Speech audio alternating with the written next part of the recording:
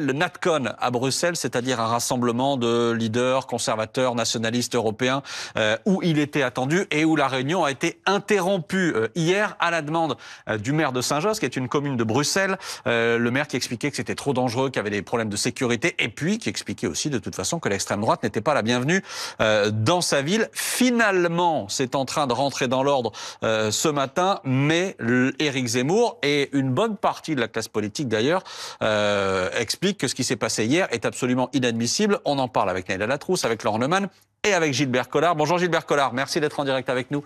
Député européen, je précise que vous n'êtes plus dans le camp ni d'Éric Zemmour ni de Marine Le Pen, je ne me trompe pas.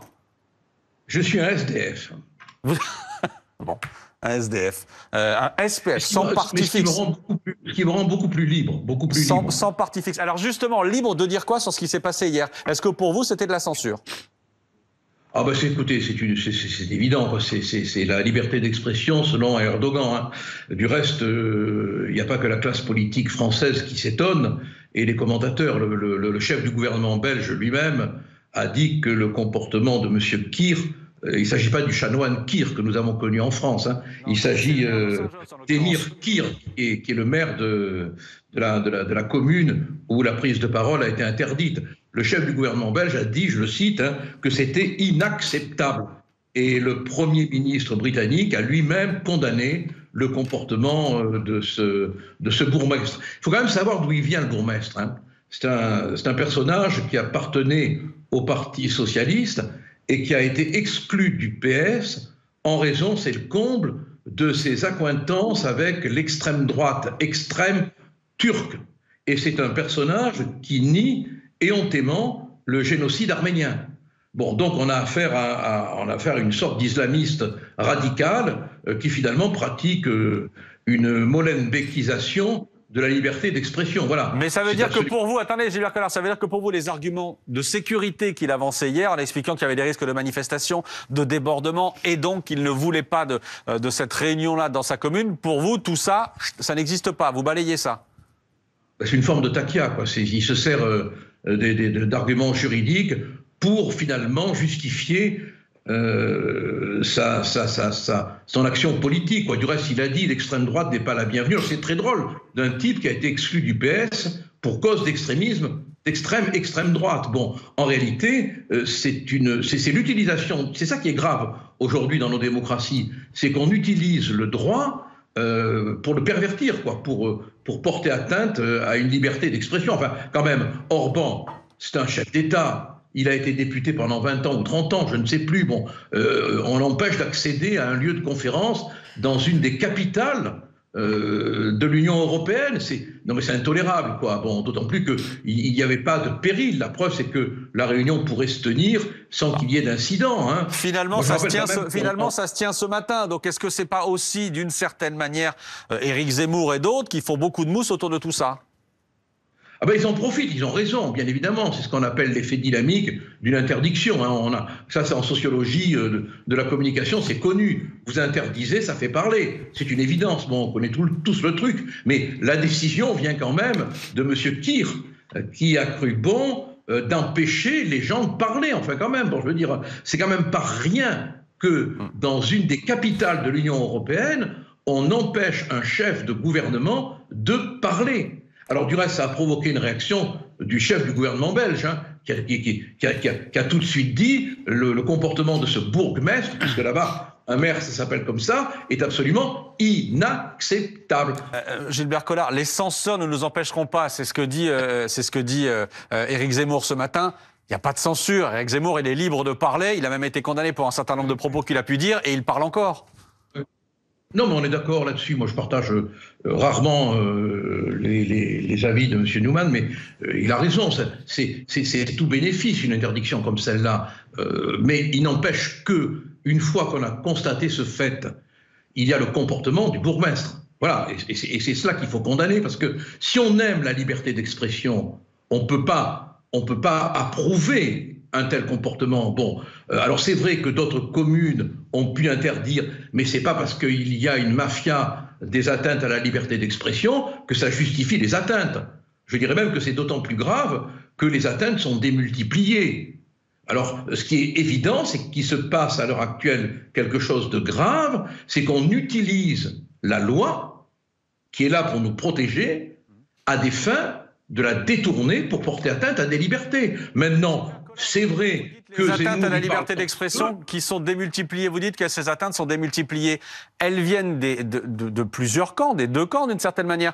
Quand Jean-Luc Mélenchon doit tenir une conférence du côté de Lille et qu'un certain nombre de ses opposants politiques disent c'est hors de question, inadmissible que Jean-Luc Mélenchon vienne avec une des candidates de sa liste, en l'occurrence Rima Hassan, faire une conférence. Là, c'est la même chose, oui. Liberté d'expression. Mais je suis complètement d'accord. Moi, je me battrai pour que Mélenchon dise ces conneries. C'est ça la liberté que je vous dise. De la même manière que je me battrai pour que M. Newman continue à dire des choses qui ne me conviennent pas. Et là, c'est son droit. Et moi, si vous m'invitez, c'est mon droit de discuter avec vous et de vous dire que je ne suis pas d'accord. Et je vous remercie du reste de me permettre ce contradictoire. C'est ça la liberté. Non, ne soyons pas dupes non plus. Attendez, il y a 2 points sur lesquels il faut insister. Le premier, c'est qu'on est tous d'accord sur le phénomène gagnant-gagnant du point de vue de la communication. La preuve, c'est qu'on est tous en train d'en parler et que la conférence serait passée inaperçue s'il n'y avait pas eu cela. Mais il y a l'atteinte fondamentale, première, initiale, voulue à la liberté d'expression.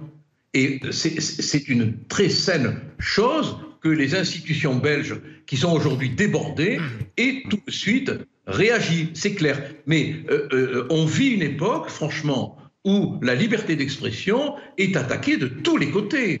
De tous les côtés. L'annonce de Jordan Bardella, n'est-ce pas simplement de la démagogie et un coup de com', car à part de demander cette dissolution, il n'a pas grand pouvoir là-dessus.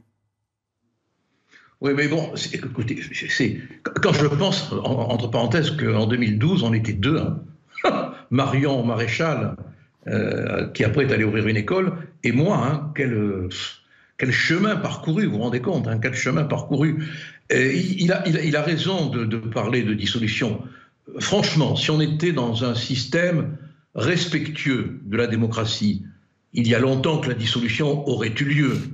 Macron, le président, ne gouverne plus. D'abord, son élection, elle est un peu étroite, c'est le moins qu'on puisse dire. Et ensuite, on sent bien qu'il gouverne avec le 49-3. Bon, c'est pas gouverner, ça. Bon, donc, il est clair que la dissolution, du point de vue de la santé démocratique, au-delà des intérêts du Rassemblement national, qui sont évidents, est une respiration nécessaire avant que ça tourne mal. Et je crois qu'on va aller à la dissolution. Attention, ça ne veut pas dire que ça portera bonheur au RN de prendre les rênes du pouvoir. Hein. Parce que quand il faut prendre les rênes, on peut devenir Marie-Antoinette. Hein. Gilbert Collard, j'ai 2 questions rapides, s'il vous plaît. En juin, vous votez pour qui? RN ou Zemmour? Ah non, moi je voterai. Non, là je crois que. Alors écoutez, j'ai de la simple. Bon, moi maintenant j'écris, je réfléchis, j'essaye d'être moins con que lorsque j'étais dans l'action politique directe, parce que ça rend vraiment abruti entre nous. Hein, et je crois que je voterai utile. Voilà.